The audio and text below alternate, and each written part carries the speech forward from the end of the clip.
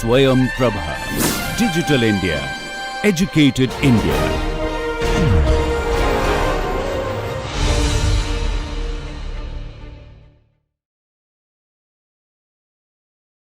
Hello everybody.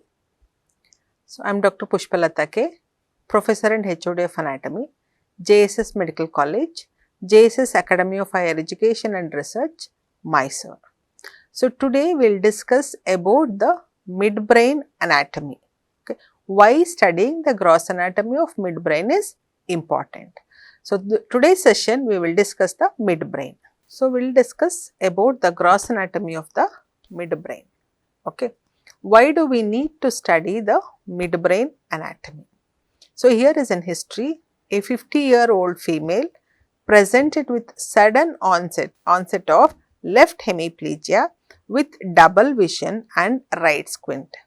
Okay, so after this session, we will understand the anatomical basis of this signs and symptoms of this patient. Okay, learning objective for this session is describe the external features of midbrain, describe the internal features of midbrain at the level of superior and inferior colliculus, describe the connections of midbrain and describe the blood supply of midbrain, describe the clinical anatomy of midbrain and discuss and describe the anatomical basis and effects of Benedict's and Weber's syndrome.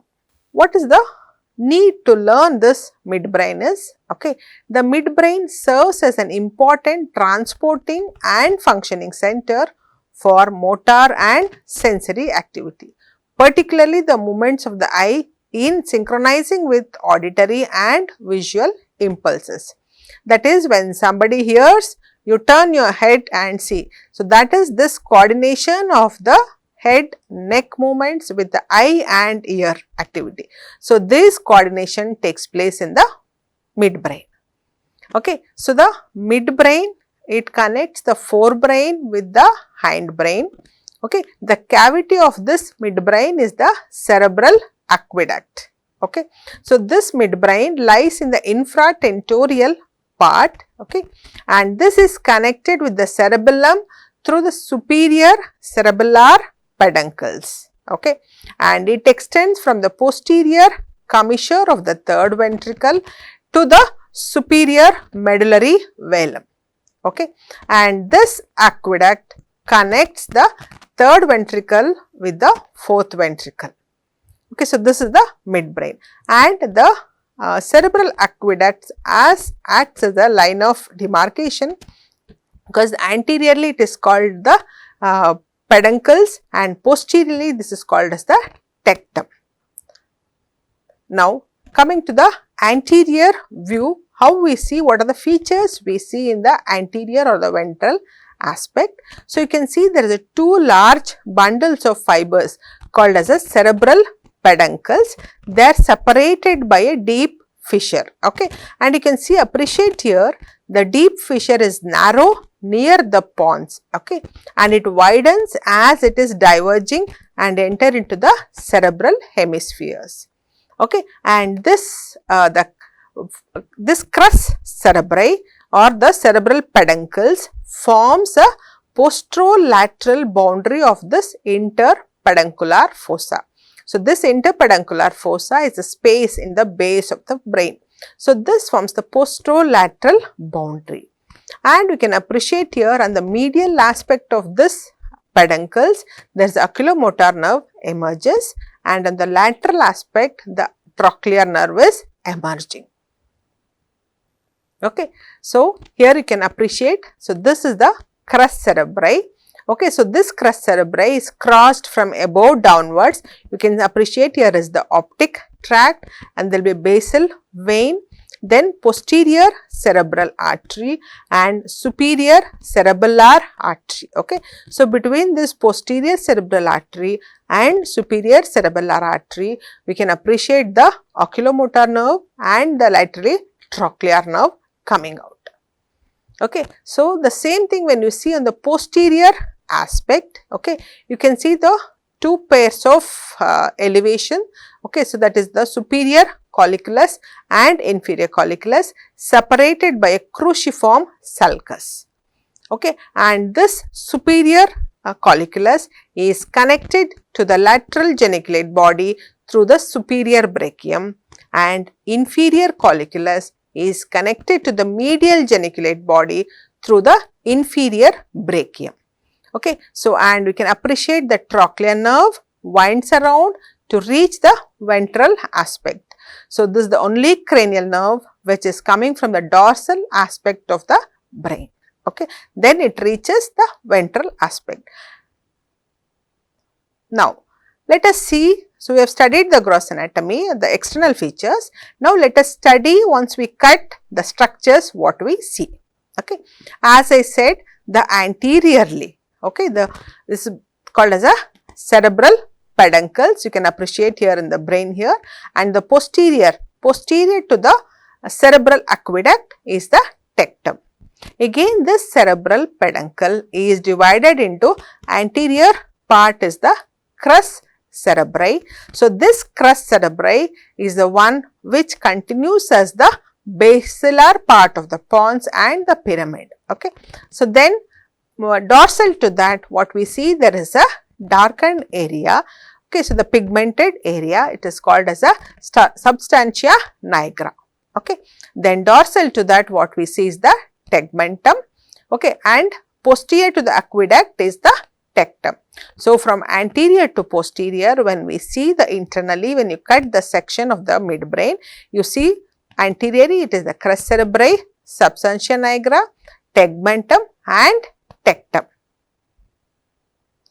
Okay. Now, let us see what is the structures which is there in the crus cerebri. Okay. So, the crus cerebri, the lateral 1/6, okay, this part is the temporopontine fibers are running through this part, and the medial 1/6 we see the frontopontine fibers. Okay. So, here in the lateral is the temporopontine and medial is the frontopontine fibers, whereas the middle 2/3, okay, you see there is a corticospinal and corticobulbar fibers. So, this corticospinal fibers is the one which runs in the basilar part of the pons as well as it goes into the pyramid. This corticobulbar fibers, they enter into the midbrain from the internal capsule, that is through the genu of the internal capsule, then it enters the middle part of the crus cerebri of the midbrain. Here the fibers are arranged. Okay. So, here the head, the fibers which are coming from the head are most medial and those for the leg are the most lateral one. So, head medially and the leg laterally. So, according to these fibers are arranged. Next, coming to the substantia nigra. Okay, so as we can see, this is the darkly the pigmented area. So, it contains the pigmented sheet of nerve cells. Okay, and this is extending from the cranial border of the pons to the subthalamic region. Okay, and here you can see the ventrally there is a serrated, okay, that is projects into the crus cerebri. Okay, and here the ventral part, it is very less pigmented and it is called as a pars reticularis. This is made up of a large multipolar neurons. Okay, and this is the which receives, the reticularis is the one which receives the information, and this is rich in iron. Okay, whereas the posterior part, okay, it is the dorsal pigmented and very compactly arranged, that is called as the pars compacta. Here the dopamine is secreted mainly in this region and it is made up of a medium sized and the small multipolar neurons, and this is the sole output is from the this compacta. Okay. So, this is the substantia nigra. Now, let us see what is the importance to learn this connections of the substantia nigra.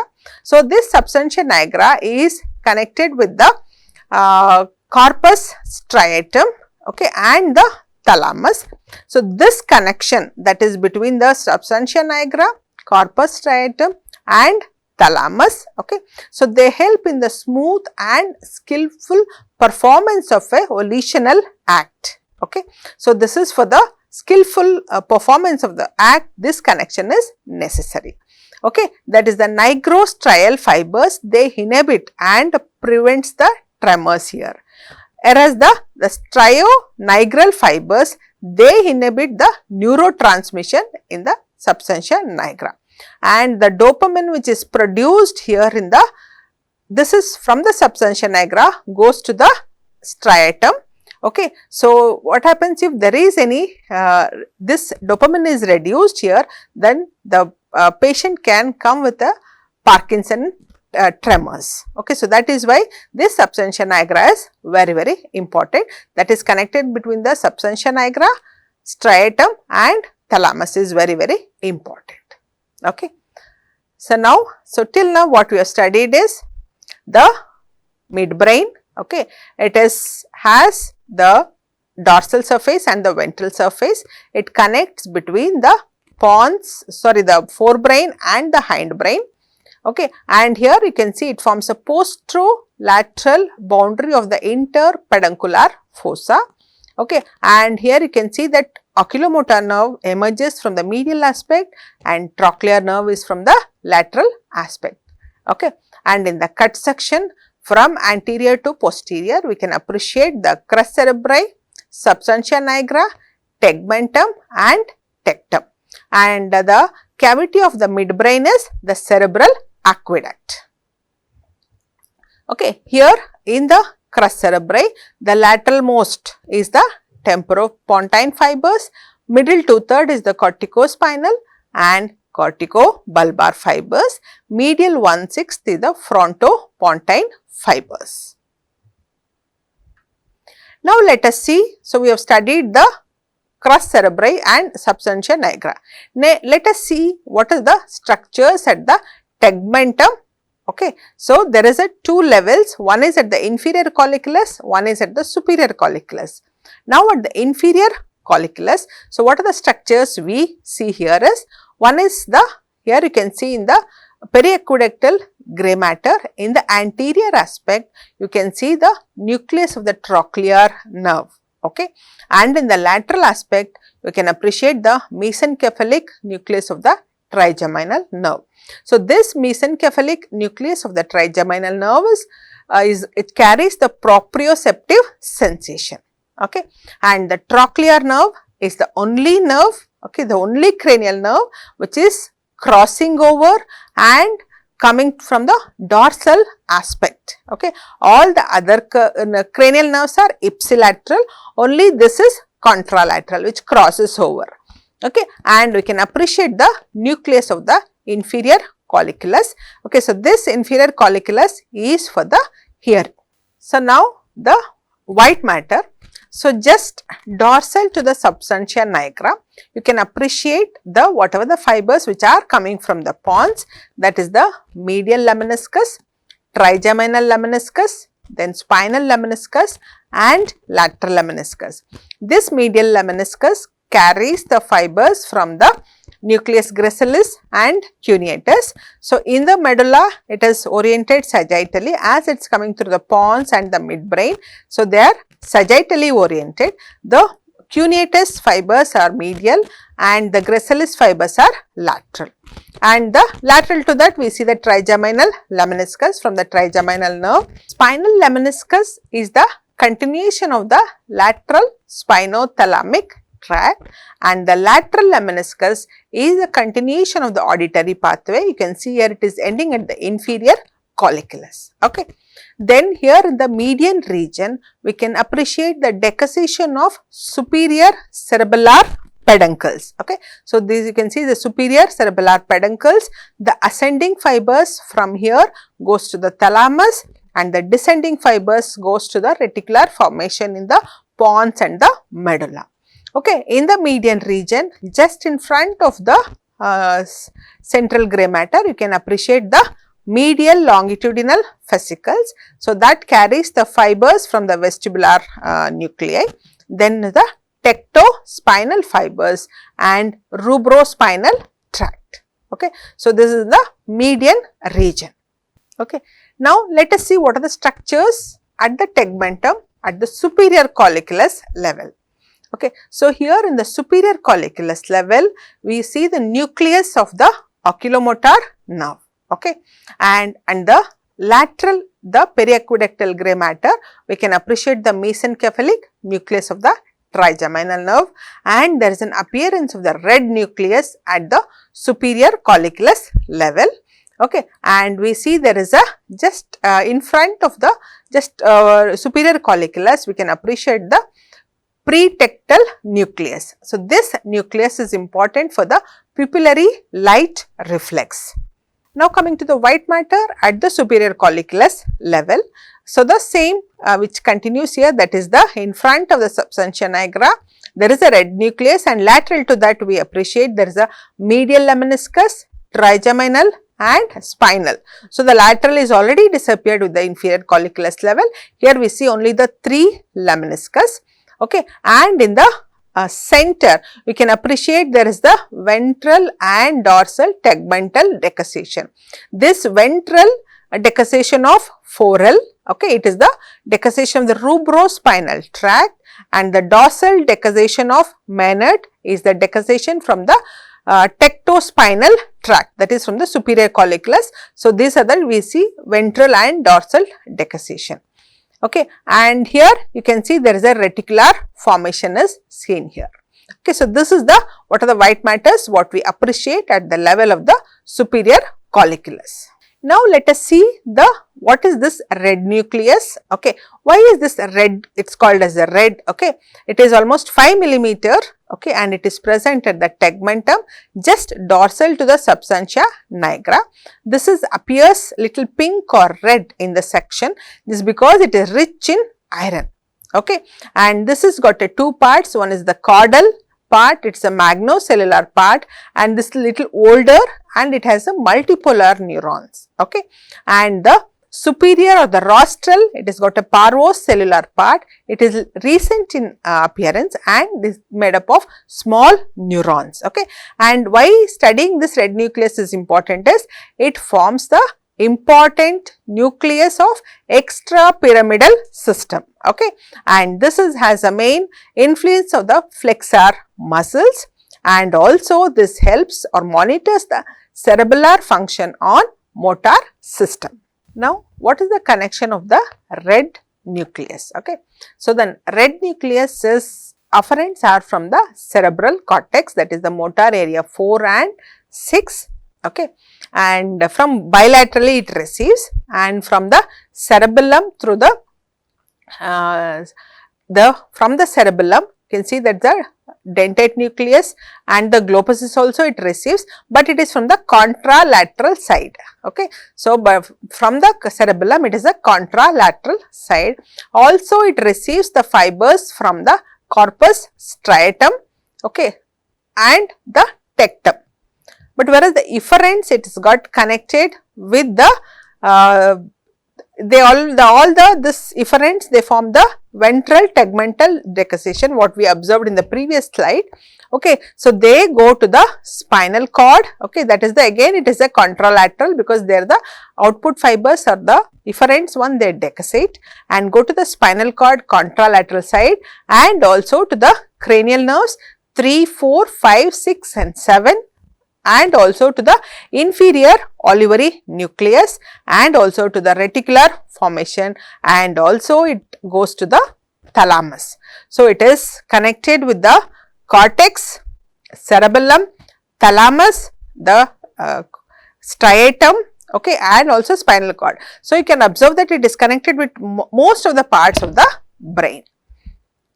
And here you can appreciate here that is it receives the information from the cerebellum via the cerebello-rubral fibers, and it sends inhibitory impulses to the ipsilateral olivary nucleus. Okay, so this is considered as a relay station and helps to maintain the harmony in the execution of the movements.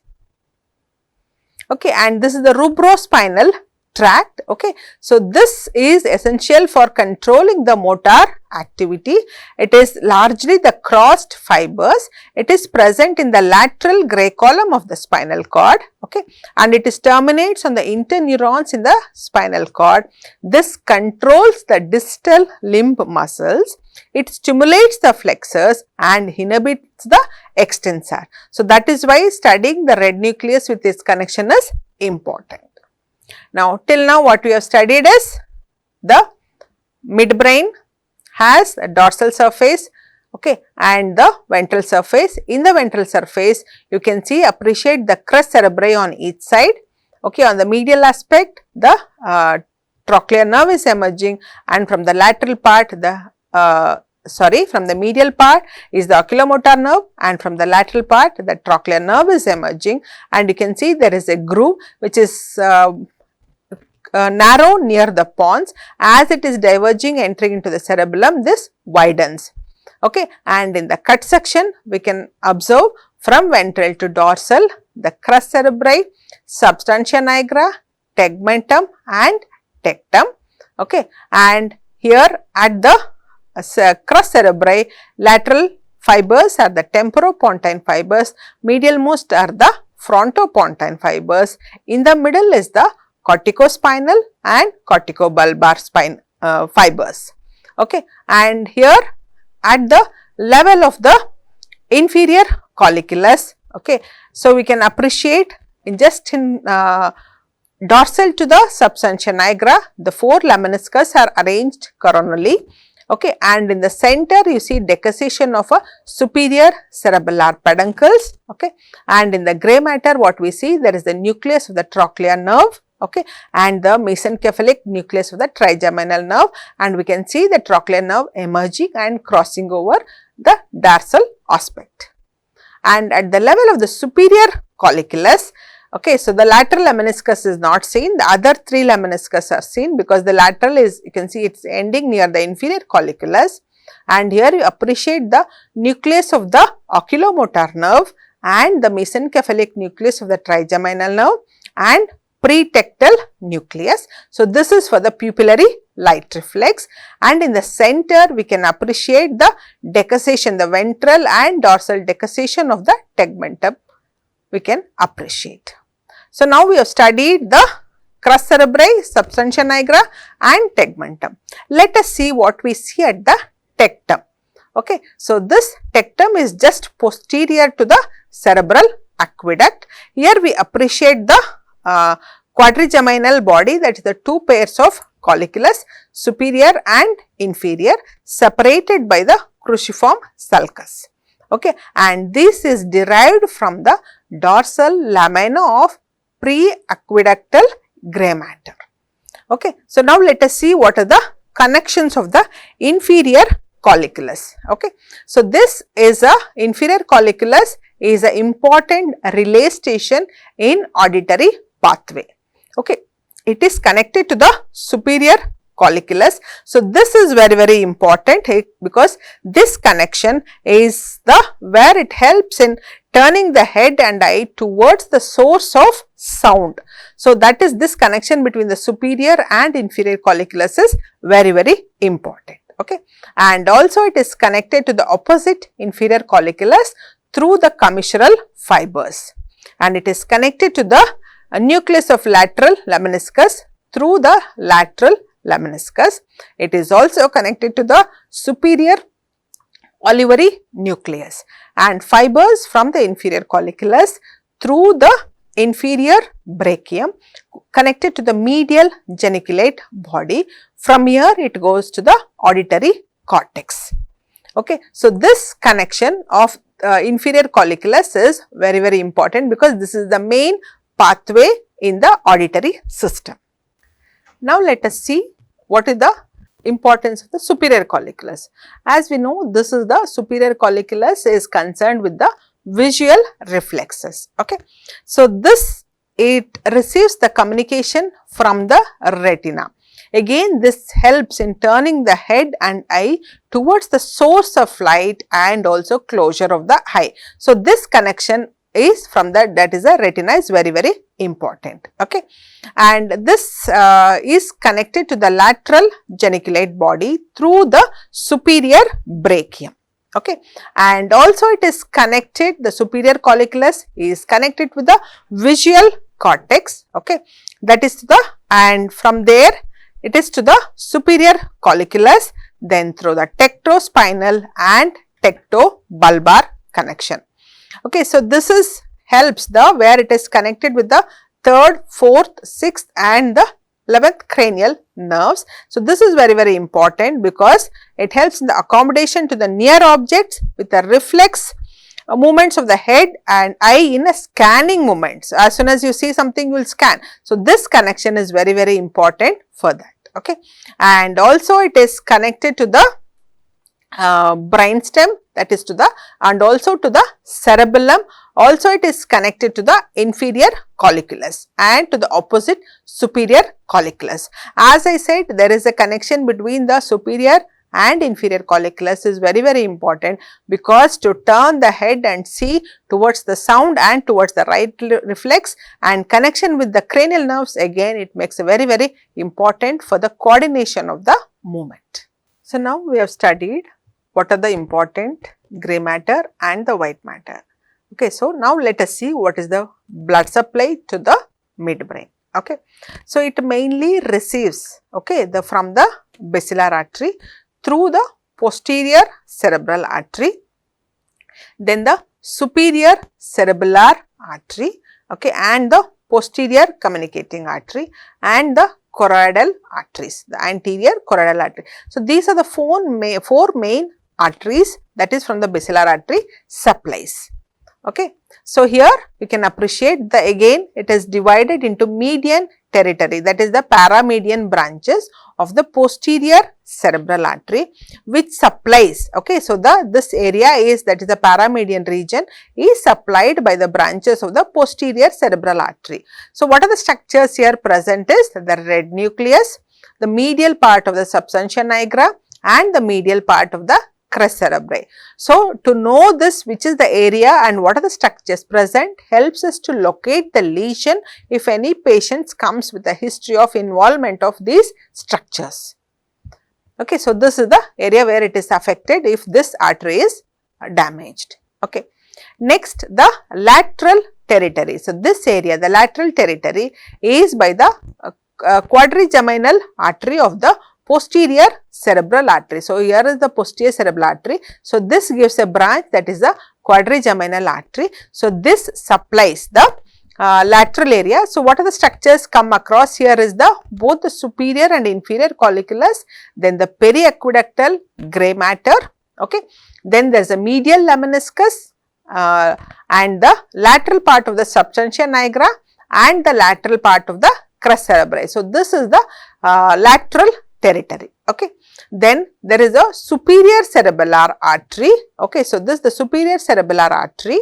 Okay, so this again also supplies the superior and inferior colliculus. Okay, so the venous drainage from the midbrain mainly goes into the cerebral and basal veins.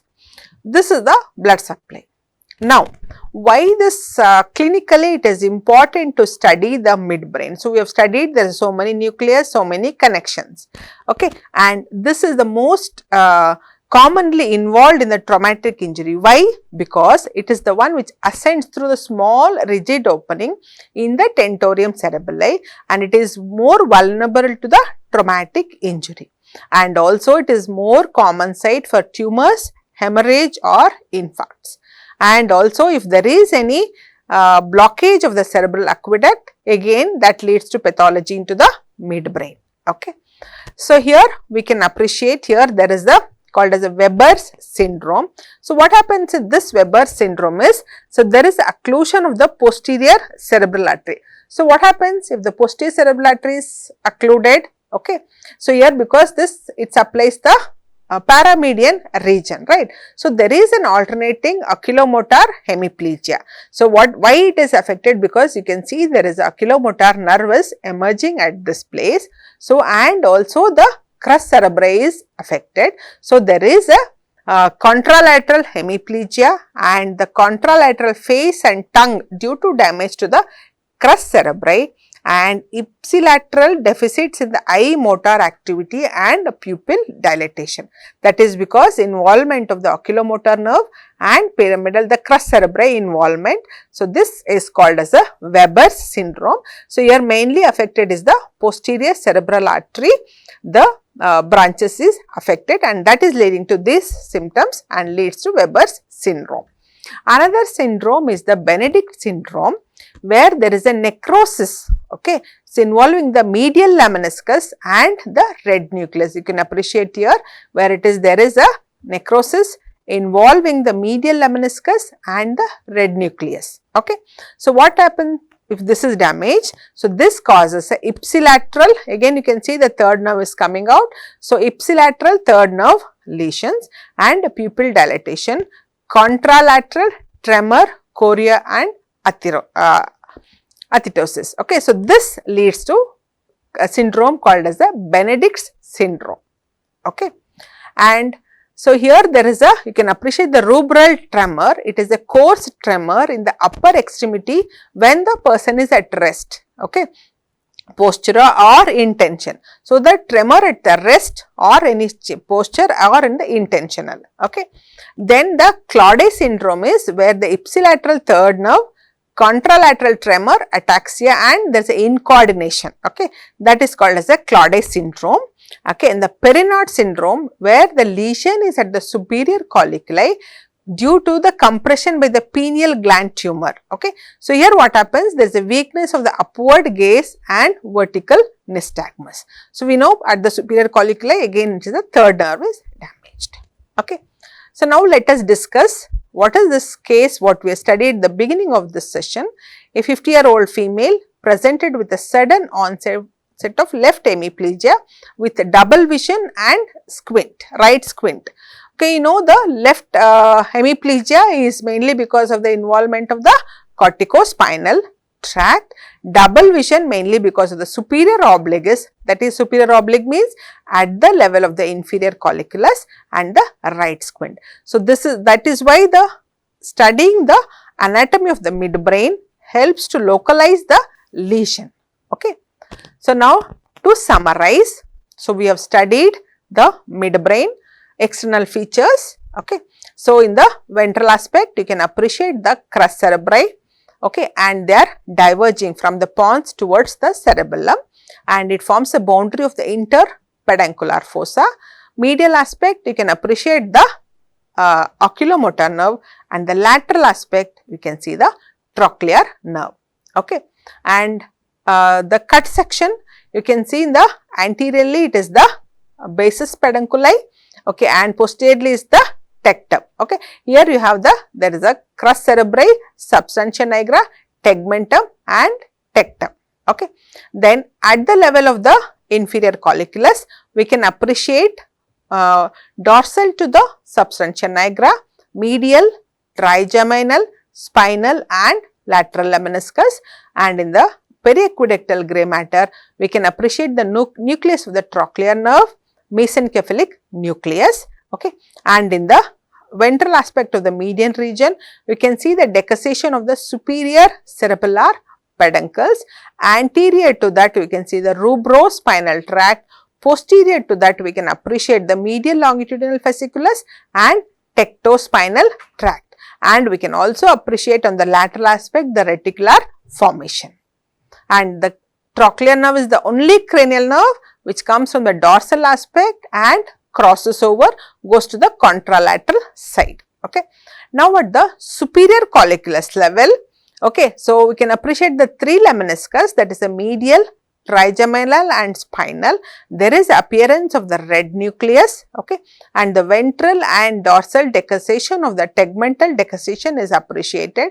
In the center grey matter you can appreciate the oculomotor nerve nucleus, okay, and the mesencephalic nucleus of the trigeminal nerve, and appearance the pretectal nucleus, that is for the pupillary light reflex, and we can appreciate the superior colliculus.